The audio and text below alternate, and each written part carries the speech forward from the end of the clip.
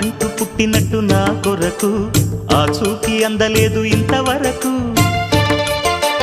వచ్చింది గాని ఈడు ఒంటి వరకు వేధించలేదు నన్ను జంట కొరకు.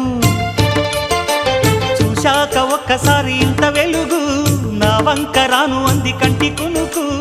ఈ అల్లరి గారడి నీ లీల అనుకోనా, నీ పేరు ప్రేమ అవునా, ఇవాళే నిన్ను పోల్చుకున్నా.